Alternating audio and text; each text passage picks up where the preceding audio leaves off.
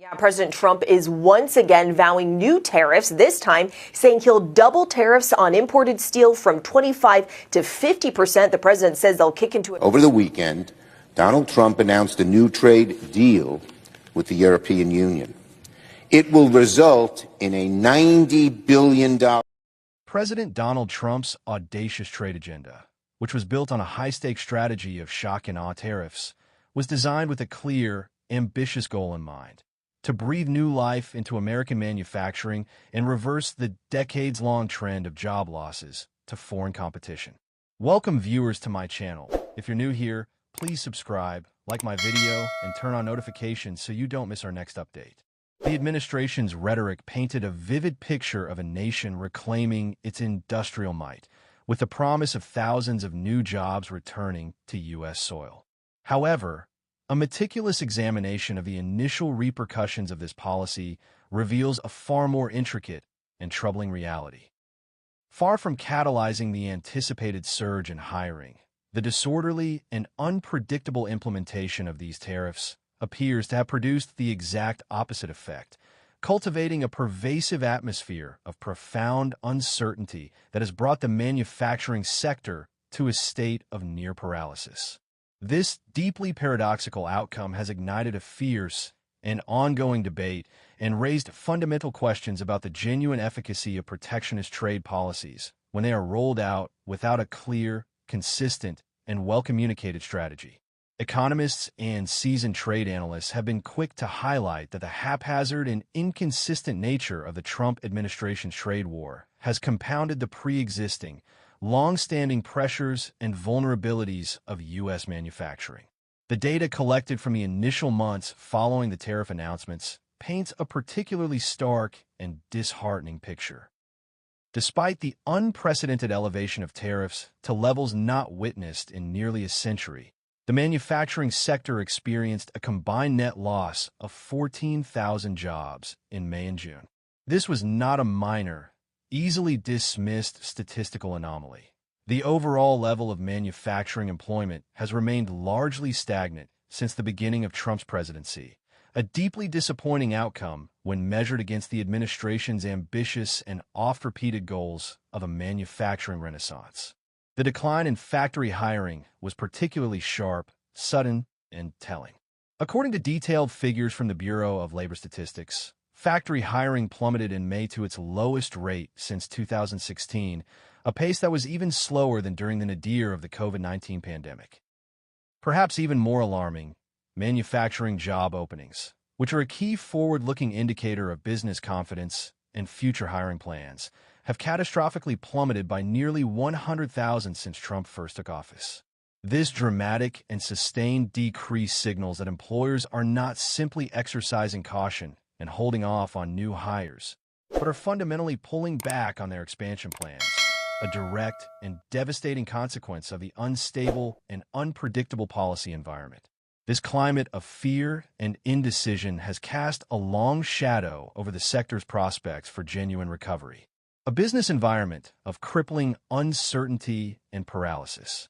The fundamental heart of the problem, as persuasively argued by experts like Betsy Stevenson, is the crippling and pervasive uncertainty that the tariff policy has meticulously cultivated. Businesses, by their very nature, thrive on stability, predictability, and a clear understanding of the regulatory landscape. These are the essential prerequisites for making the kind of long-term investments in new equipment, technology, and workforce development that are required for sustainable growth and robust job creation. However, the constant, abrupt shifts, vague threats, and on-the-fly announcements regarding new tariffs made it a Herculean task for executives to formulate a coherent long-term strategy. This whiplash approach, as Stevenson aptly terms it, was a deliberate, yet ultimately costly, policy choice. Rather than providing a clear and well-defined path forward, it trapped companies in a state of continuous reaction, rendering them unable to make strategic decisions about everything from securing resilient supply chains to managing their workforce. The substantial cost of this uncertainty, she argues, is directly and undeniably reflected in the stagnation of manufacturing job growth.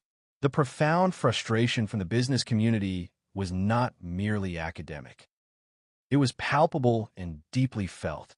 Surveys from the Institute for Supply Management, ISM, vividly captured the widespread anxiety and paralysis.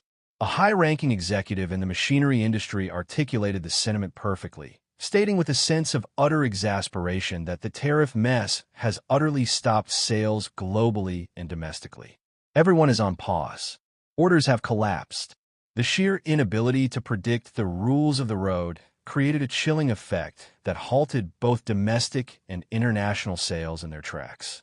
Another executive from the metals industry described the business landscape as hellacious, feeling completely overwhelmed by a toxic combination of tariffs, a sluggish global economy, and widespread political unrest, noting that fatigue is setting in.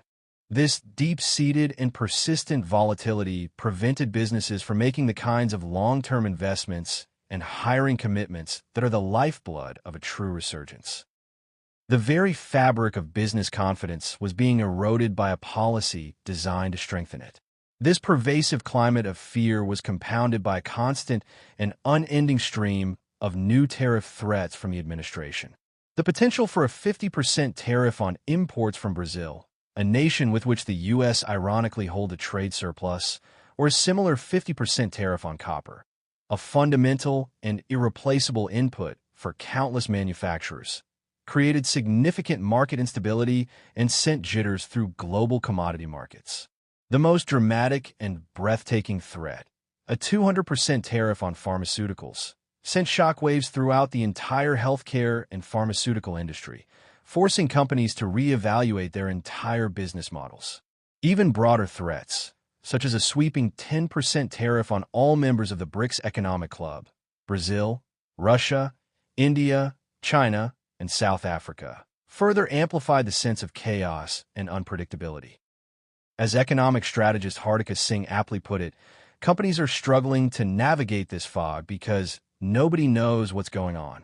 This profound and debilitating lack of clarity, she concluded, is the single most direct reason why manufacturing has not seen a meaningful revival, despite the administration's best intentions. The consequences of this policy chaos rippled through global supply chains, forcing businesses to re-engineer their entire procurement strategies, often at a significant cost and without any guarantee of long-term stability. A global web of disruption and retaliation. Beyond the direct impact on the domestic manufacturing sector, the tariff strategy triggered a series of retaliatory measures from America's trading partners, which further complicated the global economic landscape. When the U.S. levied tariffs on steel and aluminum, countries like Canada, Mexico, China, and the European Union responded in kind, imposing their own tariffs on American-made goods, from motorcycles and whiskey to soybeans and corn. This tit-for-tat escalation transformed a unilateral policy into a full-blown trade war, with American farmers and manufacturers suddenly finding their key export markets under threat. The unintended consequence was a dramatic increase in costs for American businesses that relied on international trade, whether for importing raw materials or exporting finished products. This created a vicious cycle. The tariffs intended to protect American industry from foreign competition were instead making it harder for American companies to compete on the global stage. The disruption to intricate global supply chains was particularly severe. For decades, companies had optimized their operations by sourcing components and materials from the most efficient and cost-effective locations around the world. The sudden introduction of tariffs on specific goods and countries made these carefully constructed networks instantly obsolete. For example, a U.S. manufacturer might rely on a specific type of steel from a German supplier, which was suddenly subject to a 25% tariff. This manufacturer now faced a difficult choice: absorb the higher cost, pass it on to consumers, or find a new, often less efficient domestic supplier.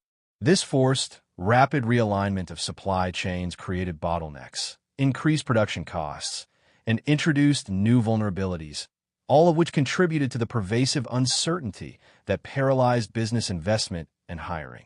The trade war was not just an economic battle.